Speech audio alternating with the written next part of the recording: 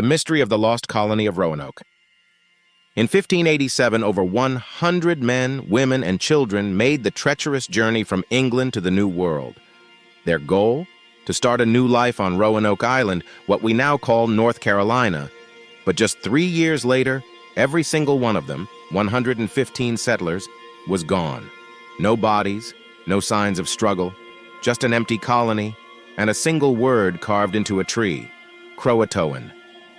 Was it a clue, a warning, or something more sinister? To this day, no one knows for sure. But before we dive into the wild theories that have emerged over the last 400 years, let's rewind and uncover the struggles these settlers faced, and why their mysterious disappearance might not be so random after all. The Roanoke settlers were not strangers to hardship. When they arrived on the shores of Roanoke Island in 1587, they were already on thin ice. Supplies were scarce, and tensions with the indigenous tribes in the area were high. To make matters worse, their leader, John White, had to return to England to gather more resources. He promised to come back quickly, but fate had other plans. Back in England, John White was caught in the chaos of the Anglo-Spanish War. His ships were commandeered, and his return to Roanoke was delayed by 3 long years. By the time he finally returned in 1590, the settlement was eerily quiet. There were no signs of life, no signs of violence or battle. Homes had been dismantled, not destroyed. And then, there it was. One word etched into the bark of a tree: Croatoan. The first and most logical theory? The settlers packed up and moved south to Croatoan Island, modern-day Hatteras Island, where the friendly Croatoan tribe lived. Some historians even claim there's evidence to back this up, with reports of Native American tribes who spoke English and had European features. But if they really just relocated, why didn't John White find them? And why didn't they leave more clues?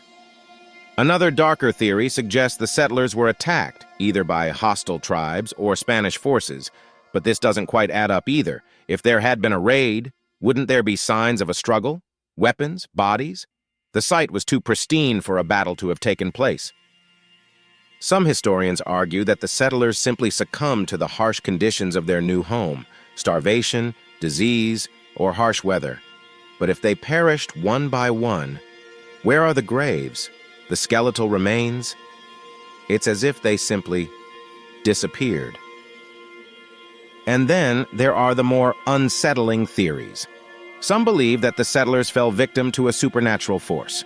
The word Croatoan, they argue, has appeared in strange places throughout history, associated with disappearances and death. For example, it was found in the journal of Edgar Allan Poe before his mysterious death, and carved into the bedpost of Amelia Earhart, the famous aviator who vanished without a trace. Coincidence, or something more? In the end, the mystery of the lost colony of Roanoke remains unsolved.